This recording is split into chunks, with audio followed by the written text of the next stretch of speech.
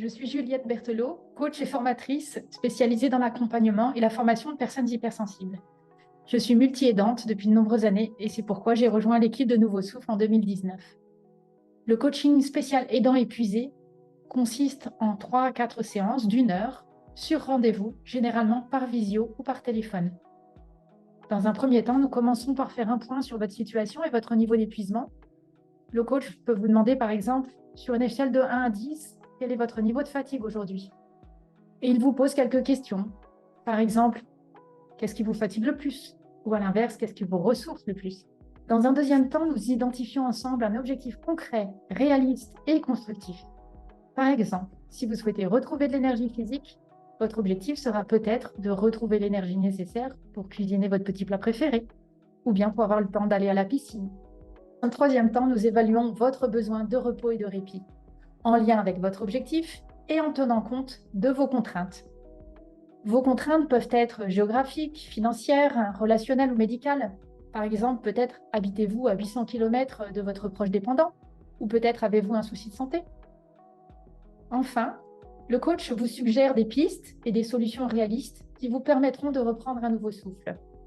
Souvent, vous pouvez déjà mettre en place un certain nombre d'actions en autonomie dans votre quotidien pour trouver du repos mental et physique. Par exemple, vous pouvez faire une micro-sieste, pratiquer des petits exercices pour mieux gérer votre stress ou pour mieux gérer les émotions qui vous empêchent de dormir. Vous pouvez déléguer le ménage ou la préparation des repas, ou encore vous adresser à votre employeur pour prendre un congé proche aidant. Mais souvent, une solution de répit qui fait appel au système médico-social peut être nécessaire. Cette solution de répit peut par exemple prendre la forme d'un accueil de jour, d'un séjour ou du recours à de l'aide à domicile. Nous rencontrons beaucoup d'aidants qui sont dans un état d'épuisement très avancé. Ils sont même dans une logique de survie. Donc, afin que vous puissiez sortir de l'épuisement, le coaching a une visée pratique. La dernière séance est destinée à faire un bilan des actions mises en place afin de les pérenniser. Nouveau Souffle propose un coaching pour les aidants épuisés, tout simplement parce que 54% des aidants disent qu'ils sont épuisés. Et nous constatons cette réalité sur le terrain. Être aidant, c'est un vrai marathon.